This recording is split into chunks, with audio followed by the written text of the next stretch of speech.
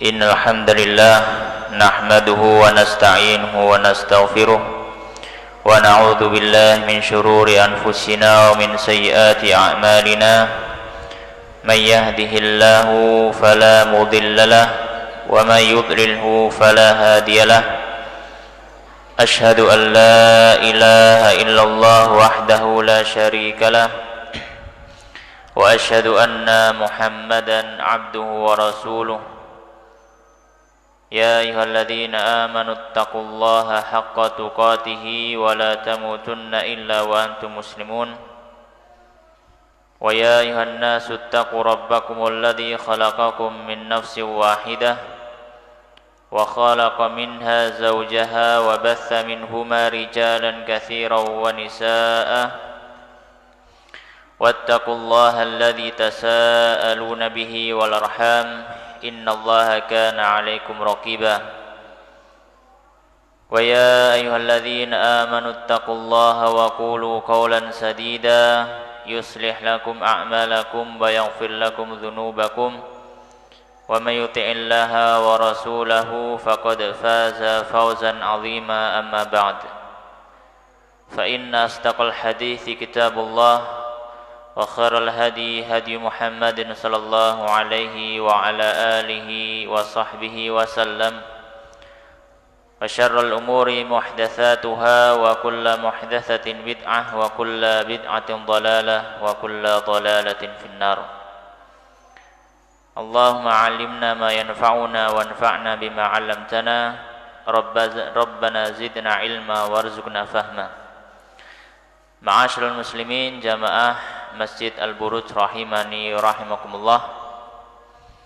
Alhamdulillah, malam hari ini Allah Subhanahu wa taala masih memberikan kepada kita kesempatan untuk berkumpul dalam rangka talabul ilmi, dalam rangka mempelajari agama Islam, mempelajari Al-Quran, mempelajari hadis-hadis Kanjeng Nabi Muhammad sallallahu alaihi wa ala alihi wasallam.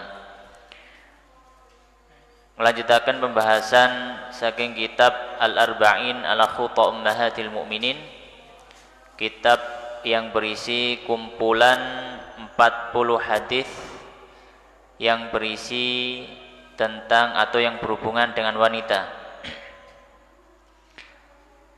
Sampai di hadis berikutnya,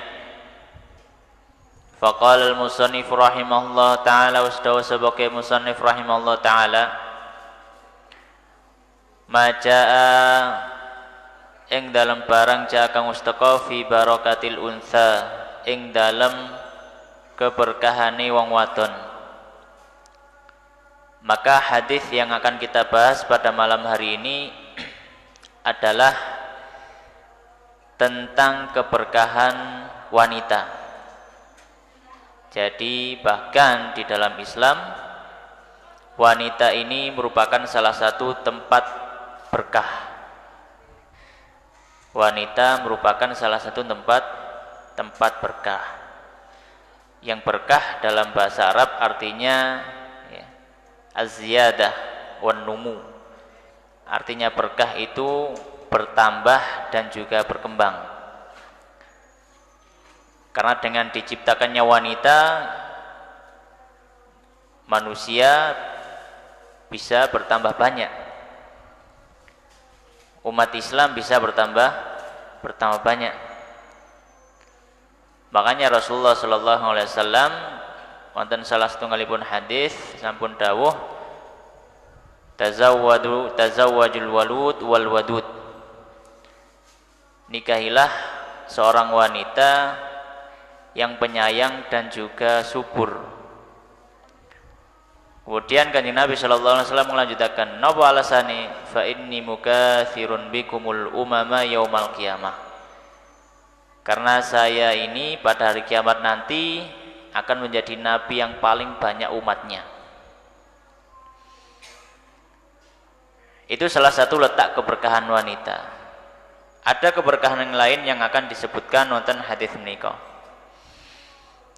Faqala al-musannif rahimahullah taala an Urwah saking Urwah an Aisyah saking Sayyidah Aisyah radhiyallahu taala anha qalat ngendika sapa Sayyidah Aisyah dakhalat wis nemoni sapa imraatun suwiji wong wadon ma'aha kang sarengane wong wadon ibnatani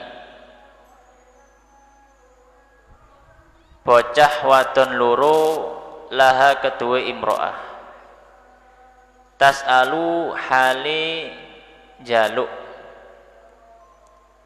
Jadi suatu ketika ada seorang wanita dan bersama dengan dua anak kecil perempuan yang merupakan anak wanita tersebut.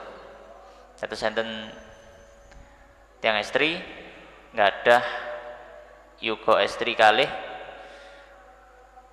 itu pernah datang kepada Aisyah di suatu hari. Tujuannya apa? Untuk meminta, menjaluk. Maka Aisyah mengatakan, "Falam tajid." Mongko ora nemoni sapa ingsun ya Aisyah, indi ing sisi ingsun, syai'an ing suci-suci ghaira tamratin, kecuali tamratin, kurma siji. Jadi di hari itu ten griyane Aisyah niki mboten enten stok makan. Ngoten niki. Ini gambaran rumahnya Rasulullah SAW. Di rumahnya Rasulullah SAW itu tidak mesti hari itu ada makanan.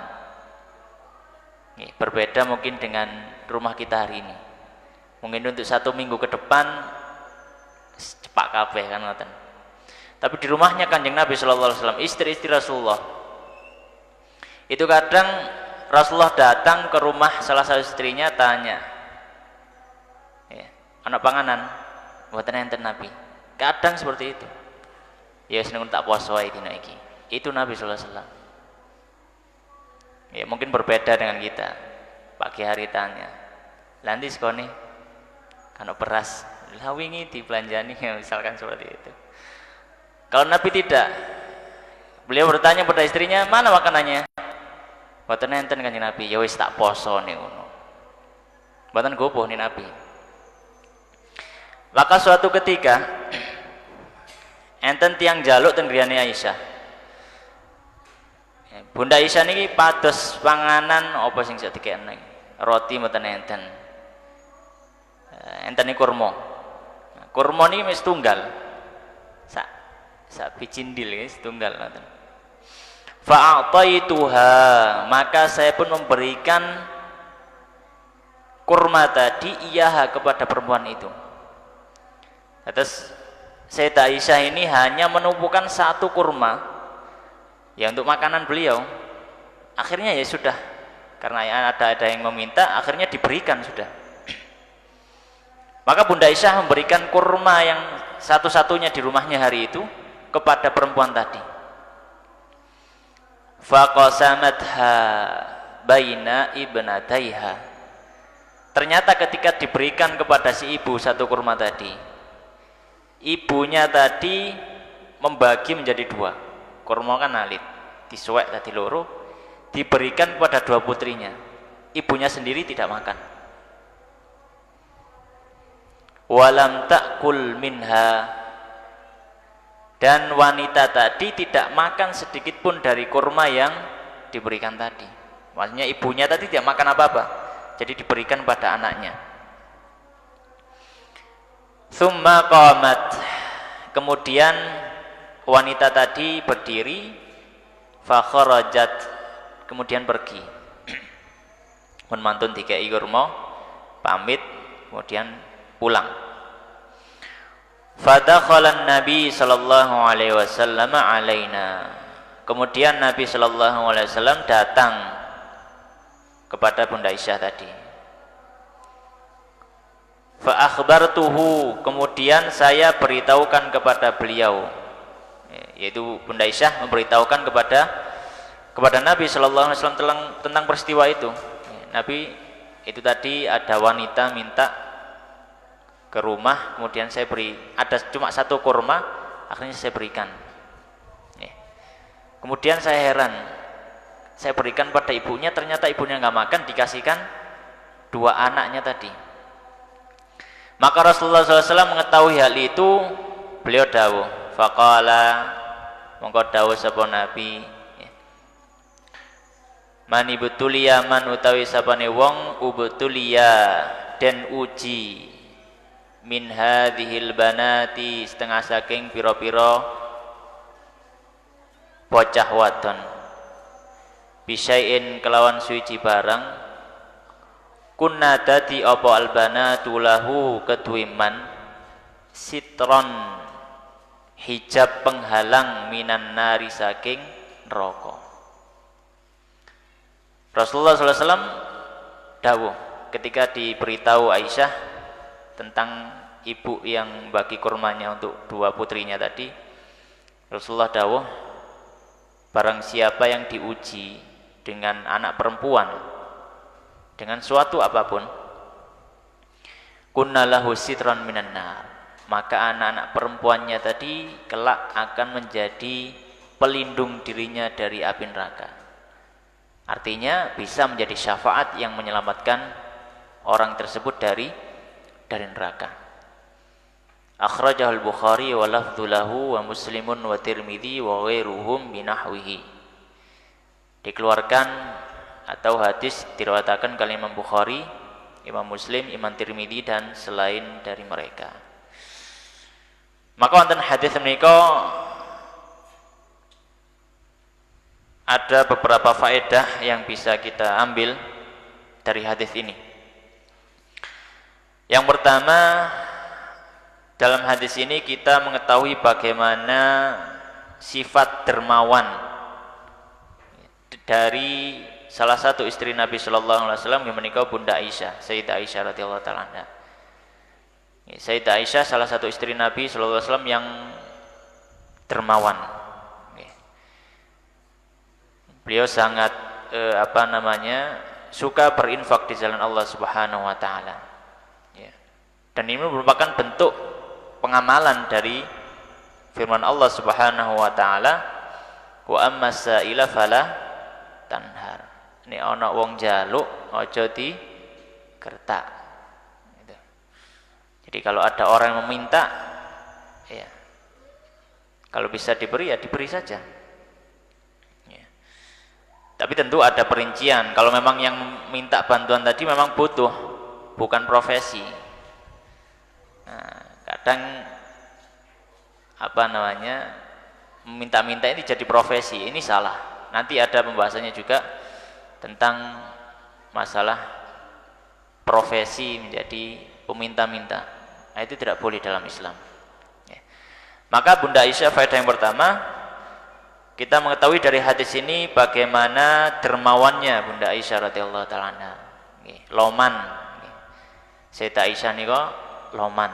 Ya. Dan bahkan dalam satu kisah, ya, dalam satu kisah diriwayatkan bahwasanya ada temannya Bunda Aisyah ini namanya Ummu Durrah. Beliau mengatakan, ataitu Sayyidah Aisyah bimi'ati alfin fafarraqatha. Saya pernah datang kepada Sayyidah Aisyah, katanya Ummu Durrah tadi. Saya pernah datang kepada Sayyidah Aisyah membawa uang sebanyak 100 dinar. Maka ketika diberikan uang 100 dinar, langsung Bunda Aisyah mensedekahkan semuanya. Disedekahkan semuanya. 1 dinar. Wa hiya yauma idzin shaimatun. Sedangkan padahal Bunda Aisyah pada hari itu sedang puasa. Faqultu laha, maka sahabatnya Sayyidah Aisyah tadi bertanya atau berbicara kepada Sayyidah Aisyah, amastata'ti fi man fakti an tashtari bidirhamin lahman. Wahai Sayyidah Aisyah, jenengan kok mboten ninggali kedik mawon dugi arta sing kula paringaken jenengan mau. Ya mungkin 1 dirham, bitirhamin ya. Atas dari bitirhamin lahman. Mungkin jenengan bisa beli daging ya. Taftirina alaihi. Kemudian jenengan saged buka ndamel daging tersebut ya. Jadi ini ada uang 100 dinar. Kemudian Bunda Aisyah langsung membagikan semua. Dan beliau tidak menyisakan sedikit pun ya. Itu saking dermawannya Bunda Aisyah, saking lomani Bunda Aisyah radhiyallahu taala anha ya. Faqalat, ternyata Sayyidah Aisyah jawabi, lau kunti adzkartini la fa'altu. Kalau seandainya kamu tadi ngomong seperti itu sebelum ngasih uang kepada saya atau sebelum saya bagikan, insya Allah tak laksanakan, tak sisakan sedikit ya, karena uangnya sudah habis ya, mau gimana lagi gitu. Nah, sampai Bunda Aisyah itu terkadang lupa dengan kebutuhan dirinya sendiri ya, ini yang hendaknya ditiru oleh para muslimah ya. Para muslimah ketika ada uang yang berlebih ya dari suaminya atau dari hasil usahanya sendiri ya, maka silahkan dia berusaha bersedekah sebisa mungkin ya. Berusaha bersedekah sebisa mungkin. Kemudian diantara faedah yang kedua wonten hadis menika, jawazu su'alin nas 'indal hajah. Boleh meminta kepada manusia, tapi dengan syarat indal hajah, ketika butuh. Kalau memang benar-benar butuh boleh ngutang dulu, minta boleh. Kalau memang benar butuh ya. Tapi hendaknya diperhatikan juga, wayan bagi muslimin an yata'affafa 'anin nas, dan hendaknya juga bagi seorang muslim itu menjaga dirinya dari meminta-minta kepada manusia. Warada fil ayah, dan di dalam ayat disebutkan Allah Subhanahu wa taala berfirman, lil fuqara'il ladzina uhsiru fi sabilillah la yastati'una darban fil ard yahsabuhumul jahilu aghniya'a minat ta'affuf. Dan ada orang-orang fakir yang mereka tertahan di jalan Allah Subhanahu wa taala. Mereka tidak bisa bekerja, la yastati'una darban fil ard. Mereka tidak bisa mencari penghasilan di muka bumi. Yahsabumul jahilu aghniya. Orang yang tidak tahu ngira orang ini orang kaya. Kenapa? Minat ta'affuf. Karena dia tidak pernah minta tolong kepada siapapun. Ta'rifuhum bisimahum la yas'aluna an-nasa ilhafa. Engkau bisa mengetahui mereka dari tanda-tanda yang ada pada diri mereka, yang mana mereka tidak meminta kepada manusia dengan memaksa ya. Maka seorang muslim hendaknya menjaga iffah dirinya dengan tidak terlalu banyak minta kepada manusia ya. Dan meminta ini diperbolehkan ketika butuh saja, bukan sebagai profesi. Bahkan para ulama menyebutkan, kalau seandainya ini memang dijadikan sebagai profesi, masuk dalam profesi yang haram. Dia kaya, tapi kerjanya minta-minta. Ya, itu kan sering terjadi. Ya, sering terjadi. Bahkan dalam hadis, ya, Rasulullah SAW bersabda, "Man sa'alan nas amwalahum takatsuran." Barang siapa yang meminta-minta, pekerjaannya itu meminta-minta kepada manusia, minta-minta harta, minta-minta uang dengan tujuan untuk memperbanyak hartanya, dalam artian yaitu profesinya, memang cari uangnya dari situ, maka kata Rasulullah SAW, fa innama yas'alu jamron, maka seolah-olah dia sedang minta bara api. Itu kata Rasulullah SAW. Fal yastaqil aw liyastakthir, maka boleh dia silahkan minta banyak atau minta sedikit. Yang jelas permintaannya itu seperti dia mengambil bara api. Maka dilarang seorang itu menjadikan meminta-minta sebagai profesinya. Ya. Nah, ini yang perlu dipahami oleh sebagian dari kaum muslimin. Bahkan di dalam hadis disebutkan kalau seandainya itu seorang dia pada pagi hari mengambil tali kemudian berangkat untuk mencari kayu bakar, kemudian dia kumpulkan kayu bakar itu, kemudian dia ikat, dia bawa ke pasar, kemudian dia jual dan dia makan dari hasil keringatnya dengan mencari kayu bakar tadi, itu lebih baik daripada dia meminta-minta. Maka Islam itu juga mengajarkan produktif, orang itu supaya tidak malas menggunakan tenaganya, tidak malas menggunakan tenaganya. Kemudian di antara faedah hadis ini, faedah yang ketiga, rahmatul ummi bil aulad. Kita tahu dalam hadis ini ada petunjuk atau ada hikmah yang bisa kita ambil bahwasanya hukum asal seorang ibu itu adalah mencintai anaknya. Dan ini adalah sifat wanita yang benar. Makanya Rasulullah SAW tadi kita disebutkan hadisnya, beliau bersabda, tazawwajul wadud wal walud. Nikahilah wanita yang penyayang terhadap anak kecil. Karena sifat yang baik dari seorang wanita adalah menyayangi anak-anak, termasuk anaknya sendiri juga. Dan kalau misalkan ada ibu atau ada perempuan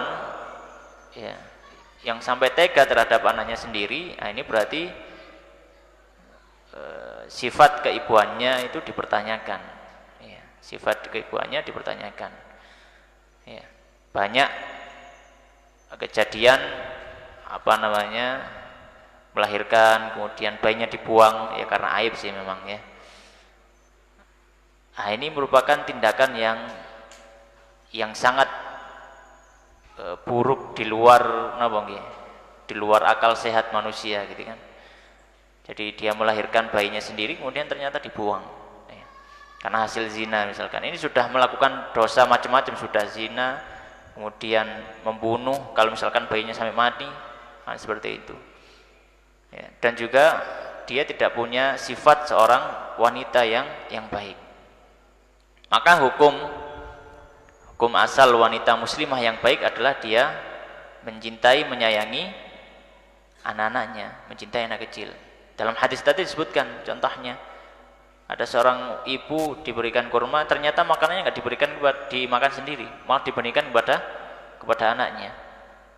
Dan dalam satu peristiwa juga pernah terjadi.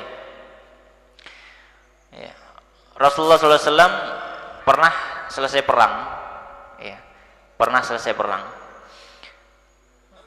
Kemudian sahabat Umar bercerita, ketika Rasulullah selesai perang, biasa beliau melihat atau menghitung tawanan perang yang didapat. Kemudian di situ tiba-tiba ada ibu-ibu yang dia itu mencari anak-anak kecil, anak-anak yang masih menyusu seperti itu. Mungkin ibu tadi juga punya bayi, air susunya banyak, akhirnya diberikan pada anak yang lain. Jadi dia mencari anak-anak kecil yang menangis, kemudian dipeluk, kemudian disusui. Maka Rasulullah SAW tadi bertanya kepada para sahabat, atarawna hadhil mar'ah tarihatan waladaha finnar.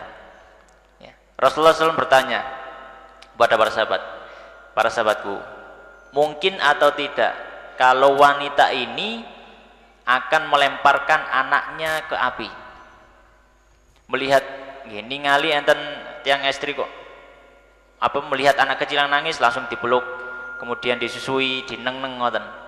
Jadi sangat penyayang. Kemudian Rasulullah tanglet, kira-kira wong wedok iki tega ta gak nguncalno anake nang geni. Maka para sahabat tentu menjawab, la wallah. Tentu tidak mungkin Rasulullah. Kita lihat seperti itu, bagaimana dia sangat penyayang terhadap anak-anak. Jadi sayangnya sangat luar biasa seorang wanita itu sebenarnya terhadap anak kecil.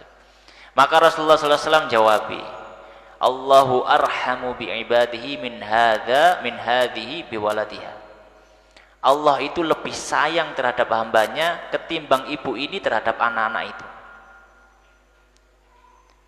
Jadi kalau kita tahu kasih sayang Allah Subhanahu wa taala itu sangat luar biasa, ya. Sangat luar biasa. Bahkan mengalahkan kasih sayang seorang ibu terhadap anaknya. Ya. Kemudian di antara faedah yang lainnya wonten hadis menika, annal balaa la yalzamu an yakuna makruhan bal mahbuban. Bala atau ujian itu terkadang bukan sesuatu yang dibenci. Terkadang ada yang berpikiran ujian itu berarti sesuatu yang seorang tidak suka. Tentang musibah, mungkin anaknya meninggal, hartanya habis, sawah gagal panen, kan kadang-kadang kata tikusi dan semisalnya. Kadang kita berpikir, oh itu musibah atau itu ujian. Tapi sebenarnya ujian bukan hanya berlaku pada hal-hal yang kita tidak sukai. Kadang bahkan hal yang kita cintai itu bisa menjadi ujian. Hal yang kita cintai bahkan bisa menjadi ujian. Makanya Allah Subhanahu wa taala berfirman, "Wa nabluukum bisyarri wal khairi fitnatan." Dan kami uji kalian dengan keburukan dan juga dengan kebaikan. Dan kami uji kalian dengan keburukan dan juga kebaikan. Sebagai apa? Sebagai fitnah, sebagai cobaan. Wa ilaina turja'un, dan kalian akan dikembalikan kepada kami, yaitu kepada Allah Subhanahu wa taala. Wa min a'dhamil bala wal fitnah al aulad. Dan termasuk ujian yang paling besar itu adalah anak. Ujian paling besar adalah anak. Termasuk juga anak perempuan. Makanya tadi disebutkan di judulnya, ya, maja'a fi barakatil untha, keberkahan anak perempuan. Kok bisa jadi berkah ya? Kalau orang tua itu sabar mendidik anak perempuan, karena didik anak perempuan kan berbeda dengan laki-laki. Anak perempuan harus lebih dijaga, kan kata. Ya. Karena anak perempuan rawan, ya. Anak perempuan rawan. Anak perempuan harus lebih dijaga, ya, lebih hati-hati dalam menjaganya. Kemudian apa ya? Ini yang mungkin yang mengalami anak perempuan itu rambut-rambutan rada angel, soalnya pakai perasaan, beda sama anak laki-laki. Dibentak, yes, ngerti. Tapi kalau perempuan dibentak nangis, ngendem nang jero ati, kan ngoten. Ya, mungkin yang punya banyak anak perempuan gitu bisa tahu gitu ya. Tapi kalau anak laki-laki mudah, ya. Anak mudah. Anak mereka tidak pakai perasaan. Jadi sudah kalau dibentak ya mungkin takut sudah. Atau kalau ngelawan ya ngelawan, wis ketok gitu ya. Tapi perempuan tuh banyak menyimpan. Akhirnya itu yang bikin kadang bapak ibunya bingung, arek karepe opo gitu ya. Itu memang seperti itu, ya diakui juga oleh beberapa orang yang memang punya banyak anaknya perempuan semua. Dia pernah cerita juga ke saya, rambut arek wedok gak koyo rambut arek lanang gitu. Nah arek lanang gampang ya. Gepuk ngono bom bales gepuk tak kapok gitu. Ini arek wedok ya gak, nangis dipendem wis gitu. Akhirnya nggak tahu maunya. Nah itu salah satu perbedaan. Jadi mendidik anak perempuan dengan laki-laki berbeda.